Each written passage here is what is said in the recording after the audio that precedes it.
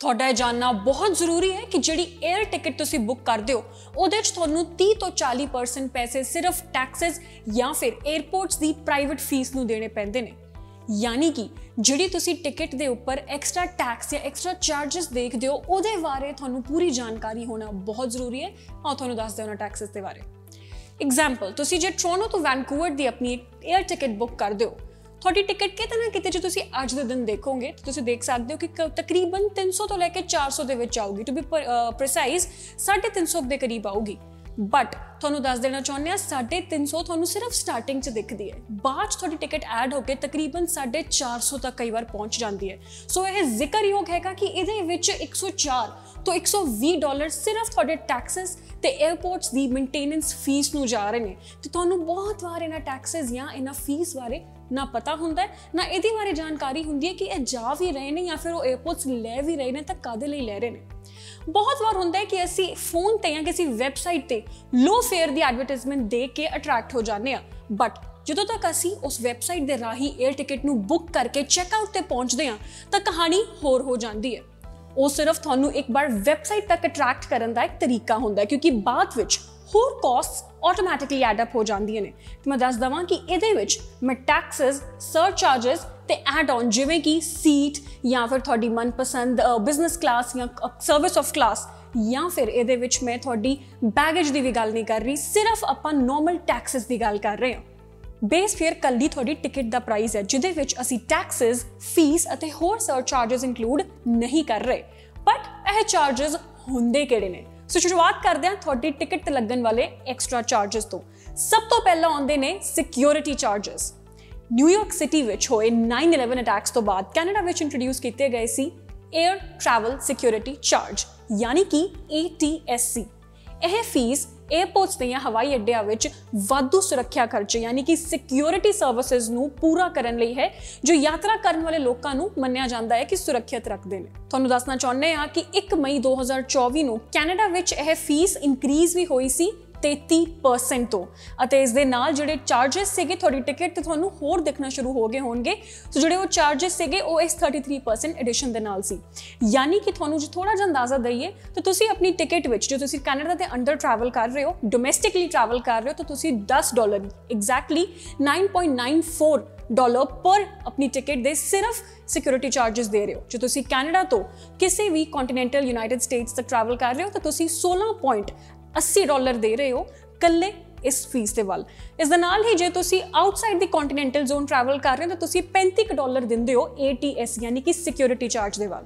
ਸੋ ਅਗਲੀ ਵਾਰ ਜਦੋਂ ਤੁਸੀਂ ਆਪਣੇ ਬੈਗਸ ਨੂੰ ਖੋਲਣ ਲਈ ਜਾਂ ਆਪਣੇ ਸਰੀਰ ਨੂੰ ਸਕੈਨ ਕਰਨ ਲਈ ਇੱਕ ਲਾਈਨ 'ਚ ਖੜੇ ਹੋਵੋਗੇ ਤਾਂ ਯਾਦ ਰੱਖਿਓ ਕਿ ਤੁਸੀਂ ਇਸ ਲਈ ਵੀ ਪੇ ਕੀਤਾ 에ਅਰਲਾਈਨਸ ਨੂੰ। ਦੂਜੀ ਫੀਸ ਹੈ ਜਿਹਦੇ ਬਾਰੇ ਸਾਨੂੰ ਬਹੁਤ ਲੋਕਾਂ ਨੂੰ ਬਿਲਕੁਲ ਅੰਦਾਜ਼ਾ ਨਹੀਂ ਹੁੰਦਾ, ਉਹ ਹੁੰਦੀ ਹੈ ਅਰਾਈਵਲ ਐਂਡ ਡਿਪਾਰਚਰ ਫੀਸ। ਬਹੁਤ ਵਾਰ ਅਸੀਂ ਟਿਕਟ ਲੇਓਵਰਸ ਵਾਲੀ ਲੈ ਲੈਂਦੇ ਆ ਇਸ ਚੱਕਰ 'ਚ ਕਿ ਸ਼ਾਇਦ ਸਾਨੂੰ ਟਿਕਟ ਸਸਤੀ ਮਿਲ ਰਹੀ ਹੈ, ਪਰ ਤੁਹਾਨੂੰ ਇੱਕ ਗੱਲ ਦਾ ਪਤਾ ਨਹੀਂ ਹੁੰਦਾ ਕਿ ਤੁਹਾਨੂੰ ਉਸ ਲੇਓਵਰ ਦੇ ਵੀ ਚਾਰजेस ਪੈ ਰਹੇ ਨੇ।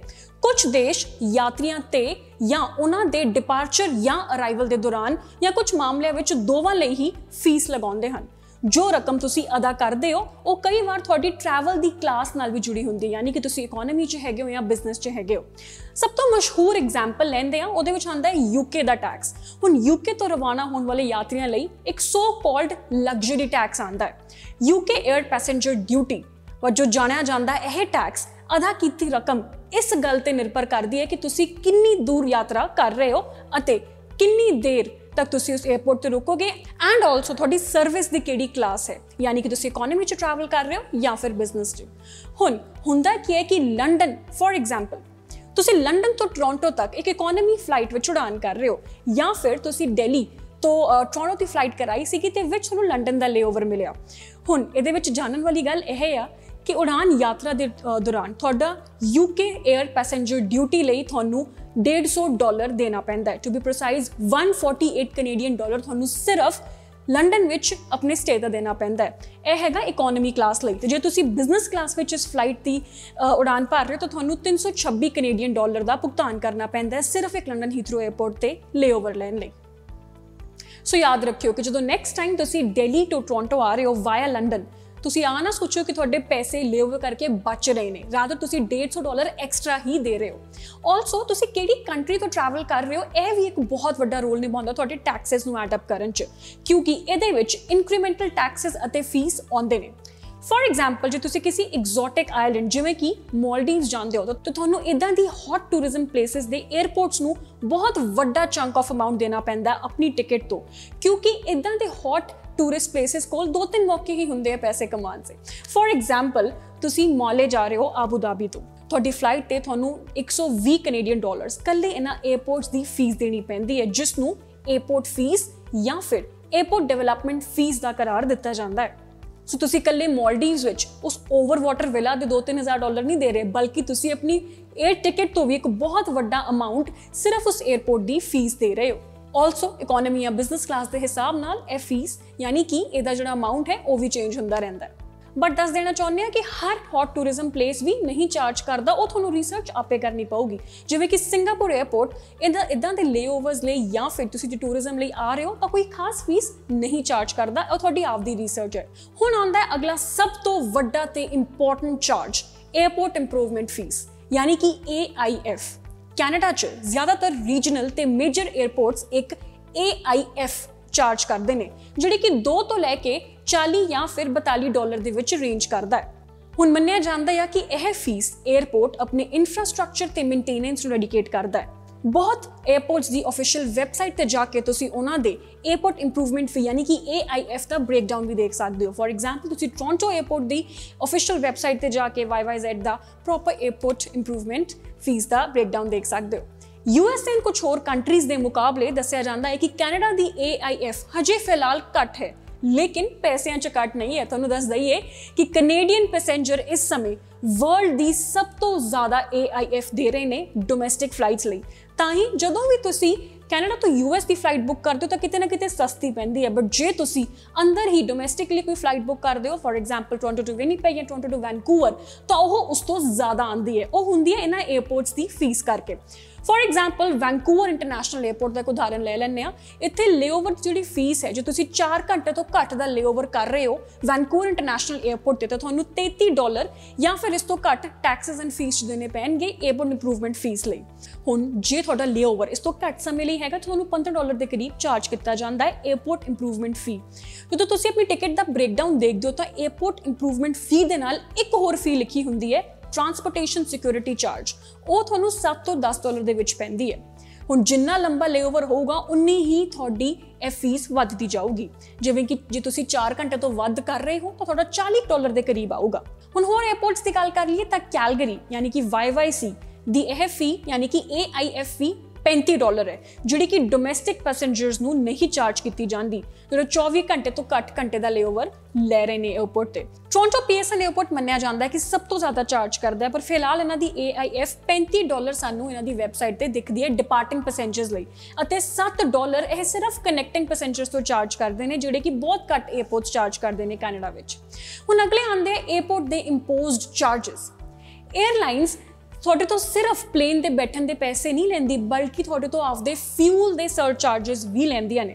ਉਹਨਾਂ ਦਾ ਇੱਕ ਤਰੀਕਾ ਹੈ ਆਪਣੇ ਅੱਜ ਕੱਲ੍ਹ ਦੇ ਵੋਲੇਟਾਈਲ ਫਿਊਲ ਪ੍ਰਾਈਸਿਸ ਯਾਨੀ ਕਿ ਰਾਈਜ਼ਿੰਗ ਫਿਊਲ ਪ੍ਰਾਈਸਿਸ ਵਿੱਚ ਸਰਵਾਈਵ ਕਰਨ ਦਾ।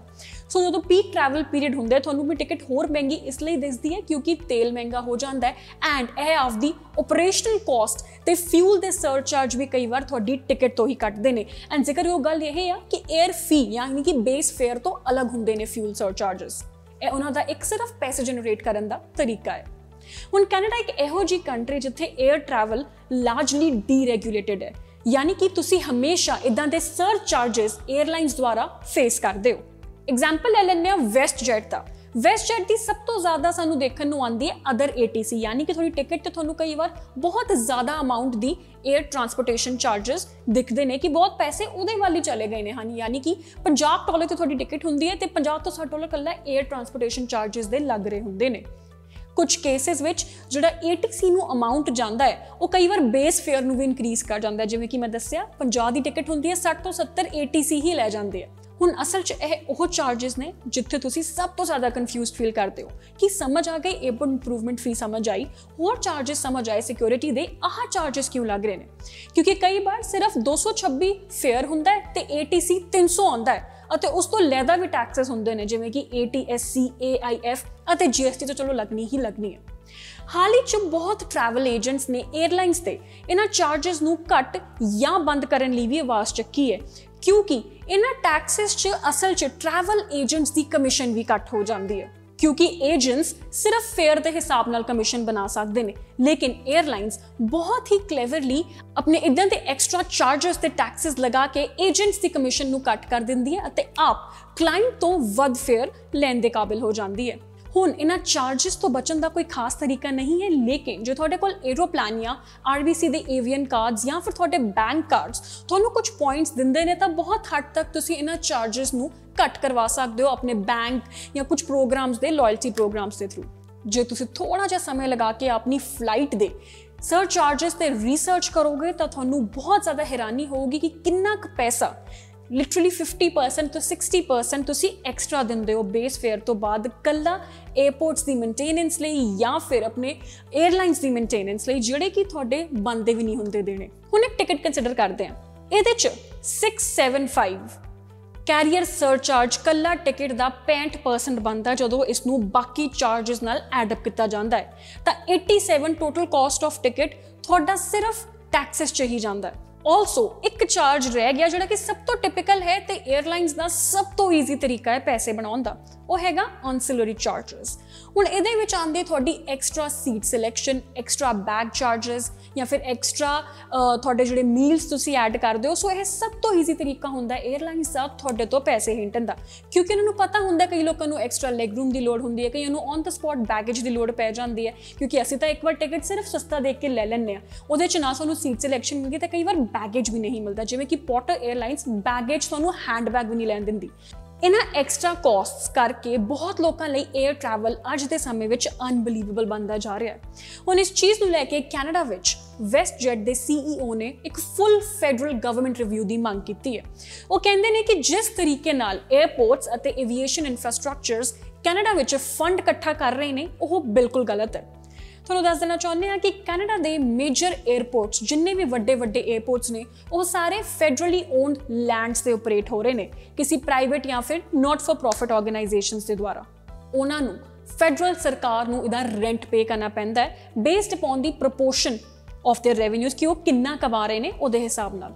ਹੁਣ 에ਅਰਪੋਰਟਸ ਇਹ ਸਾਰਾ ਪੈਸਾ ਕਿਤੇ ਨਾ ਕਿਤੇ 에ਅਰਲਾਈਨਸ ਤੋਂ ਇਕੱਠਾ ਕਰਦੇ ਨੇ ਜਾਂ ਫਿਰ ਬਿਜ਼ਨੈਸਿਸ ਤੋਂ ਇਕੱਠਾ ਕਰਦੇ ਨੇ ਜਿਹੜੇ ਉਹਨਾਂ ਦੇ ਕੋਲ ਓਪਨ ਹੋਏ, ਜਿਵੇਂ ਕਿ ਹਰ 에ਅਰਪੋਰਟ ਤੋਂ ਤੁਹਾਨੂੰ ਟਿਮ ਹਾਰਟਨਸ ਜਾਂ ਕੋਈ ਨਾ ਕੋਈ ਰੈਸਟੋਰੈਂਟ ਮਿਲਦਾ ਹੈ। ਐਂਡ ਸਭ ਤੋਂ ਵੱਡਾ ਯਾਨੀ ਕਿ ਲਾਸਟ ਤਰੀਕਾ ਹੁੰਦਾ ਹੈ ਪੈਸੇਂਜਰਸ ਤੋਂ ਪੈਸੇ ਇਕੱਠੇ ਕਰਨ ਦਾ ਟਿਕਟ ਤੇ ਸਰਚਾਰजेस ਲਗਾ ਕੇ, ਜਿਵੇਂ ਕਿ ਫॉर ਐਗਜ਼ਾਮਪਲ ਅਸੀਂ ਡਿਸਕਸ ਕਰ ਚੁੱਕੇ ਹਾਂ 에ਅਰਪੋਰਟ ਇੰਪਰੂਵਮੈਂਟ ਫੀਸ। ਹੁਣ ਵੈਸਟਜੈਟ ਦੇ CEO ਵੌਨ ਨੇ ਕਿਹਾ ਫੈਡਰਲ ਸਰਕਾਰ ਨੂੰ 에ਅਰਪੋਰਟ ਤੋਂ ਰੈਂਟ ਕਲੈਕਟ ਕਰਨੇ ਥੋੜੀ ਦੇਰ ਲਈ ਬੰਦ ਕਰ ਦੇਣੇ ਚਾਹੀਦੇ ਨੇ, ਜਿਹਦੇ ਨਾਲ ਟਰੈਵਲ ਕਰਨਾ ਨਾਰਮਲ ਲੋਕਾਂ ਲਈ ਵੀ ਈਜ਼ੀ ਹੋ ਜਾਊਗਾ। ਹੁਣ ਇਹ ਚਾਰजेस ਘੱਟ ਹੁੰਦੇ ਨੇ ਜਾਂ ਨਹੀਂ, ਇਹ ਬਹੁਤ ਹੀ ਜ਼ਿਆਦਾ ਇਸ ਟਾਈਮ ਤੇ ਇਮੇਜਿਨ ਕਰਨਾ ਜਾਂ ਫਿਰ ਵਿਸ਼ ਕਰਨਾ ਵੀ ਇਰਰੈਲੇਵੈਂਟ ਹੋਊਗਾ, ਕਿਉਂਕਿ ਇਹ ਚਾਰजेस ਫਿਲਹਾਲ ਇੱਥੇ ਹੈਗੇ ਨੇ। ਬਟ ਜਦੋਂ ਮੈਂ ਸਟਾਰਟਿੰਗ 'ਚ ਕਿਹਾ ਤੁਸੀਂ ਕਿਤੇ ਥੋੜੇ ਬਹੁਤੇ 50 ਜਾਂ ਫਿਰ $40 ਆਪਣੇ ਪੁਆਇੰਟਸ ਦੇ ਥਰੂ ਡੋਮੈਸਟਿਕਲੀ ਬਚਾ ਸਕਦੇ ਹੋ ਤੇ ਇੰਟਰਨੈਸ਼ਨਲ ਤੇ ਵੀ ਕੁਝ ਆਪਣੇ 에ਅਰਪੋਰਟ ਜਾਂ 에ਅਰਪਲੇਨ ਪਲਾਨਸ ਦੇ ਥਰੂ ਬਚਾ ਸਕਦੇ ਹੋ, ਕੁਝ ਲਾਇਲਟੀ ਪ੍ਰੋਗਰਾਮਸ ਦੇ ਥਰੂ ਬਚਾ ਸਕਦੇ ਹੋ। This was Prachi Saini from Red FM News signing off.